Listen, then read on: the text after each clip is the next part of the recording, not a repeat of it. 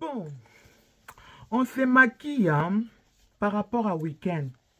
Na oloba te botala rabino moko. Botala. Bomoni. C'est qui? Olga Mokonza Kabelu. Olga cosmétique. Tofongola. Tofongola. Totala. Eh! Yes. Regardez vous-même comme il est beau. Regardez les couleurs. Bon, on a pas couleur. Kitoko, hein? C'est dit Olga Kabelu. C'est dit Olga Kabelu. Bengaye okozwangu. Na facilité. Ngai. Na se maquilla kaka na oyo we.